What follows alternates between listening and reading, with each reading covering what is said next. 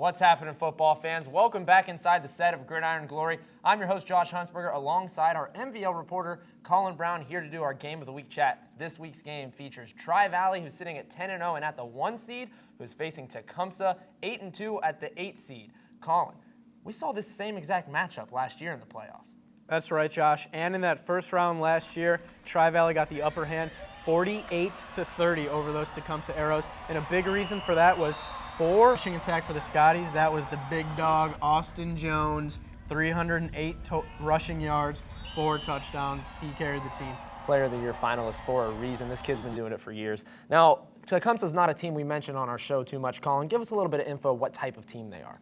Well, Tecumseh is a balanced team. They've got a lot of guys returning from last season, most importantly their quarterback, but a lot of good running backs for the running game. A fullback, almost 1,200 yards on the season, a halfback, almost 700 yards, and then a slot back, 300 to 400 yards. So really a good balanced attack, but they run that wing T offense. You don't know where the ball's going to go. They could be a threat for Tri-Valley. All right, well, let's start talking about the actual game. Let's get down to it. What are going to be the keys for Tri-Valley in this game?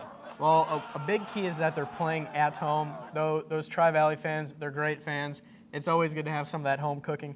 But the biggest key is adjustments. I can't stress that enough, Josh. Talking to Coach Buttermore on the phone, adjustments. Like I said last year, 308 total yards for Austin Jones on the ground. A lot of that was because Tecumseh was dropping 6 guys back into coverage, so they weren't really able to stop the run. I think things are going to be a lot different this year in the way that they're going to put more guys in the box trying to stop that run, so they have to adjust, and Nathan Strzok is going to have to go over the top with that passing game to Trevor Kruskup and his other receivers.